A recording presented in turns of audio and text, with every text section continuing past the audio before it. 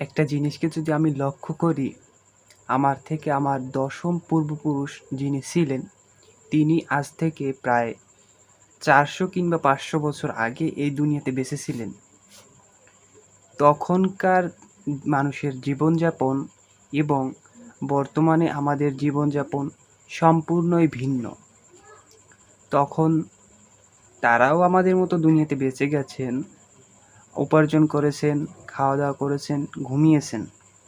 এর পরেও তাদের জীবন এবং আমাদের জীবন অনেক ব্যবধান রয়ে গেছে, অনেক কিছুতেই পরিবর্তন এসেছে সেই ৫০০ বছর থেকে এই বর্তমান ৫০০ বছরে। তখনকার লেনদেন ছিল একরকম, বর্তমানে আমাদের লেনদেন আরেক রকম। আমরা বর্তমানে টাকা কিংবা অনলাইন নির্ভর লেনদেন করি।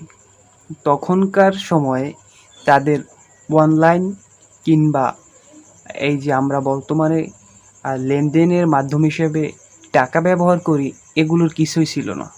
তাহলে তারা কিভাবে লেনদেন করতেন ঠিক আজ থেকে ৫০০ বছর আগে?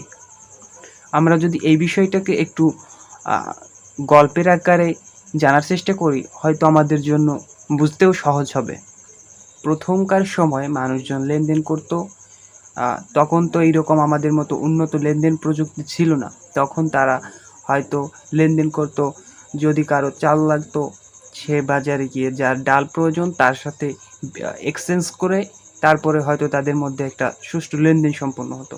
কিংবা যার মাছ লাগতো সে খুঁজতো তার কাছে ডাল আছে এবং তার প্রয়োজন মাছ, সে খুঁজতো কার আবার ওই ডাল প্রয়োজন, তখন তাকে বদলিয়ে এভাবে লেনদেন করতো। কিন্তু এইভাবে লেনদেন করা তাদের জন্য একটু মুশকিল ছিল। পরে তারা একটা সিদ্ধান্তে আসলো এলাকার সবাই মিলে যে এইরকম লেনদেন করলে সবার জন্য কঠিন হয়ে যায়, তা কি করা যায়। তখনকার সময়ে স্বর্ণ রৌপ্য এসব ধাতব সামগ্রী খুবই মূল্যবান এবং সর্বজন স্বীকৃত ছিল। তারা একটা মতে আসলো যে তারা স্বর্ণ এবং রৌপ্যের বিনিময়ে লেনদেন করবে।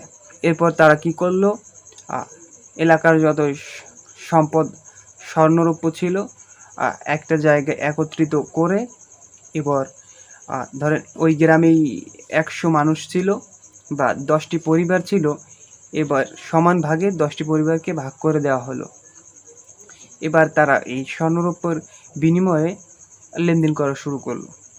এরপর আস্তে আস্তে আর যত সামনের দিকে আসতে থাকলো, আরও সহজ সাবলীল করতে করতে তার একসময় টাকার, আমরা বর্তমানে যে টাকা দিয়ে লেনদেন করি, এই সময় চলে আসলো। এরপর আরও সুবিধা করতে করতে তারা এক পর্যায়ে এই যে অনলাইনে চলে আসলো, বর্তমানে আমাদের যুগ। এ থেকে আমরা খুবই উপকৃত।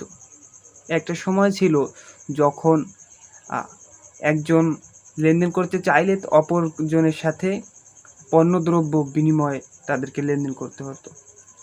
এরপরে আসলো স্বর্ণরৌপ্যের যুগ।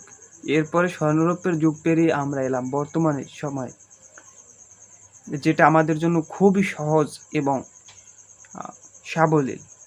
ভবিষ্যতে হয়তো আরও সহজ পদ্ধতি আসবে।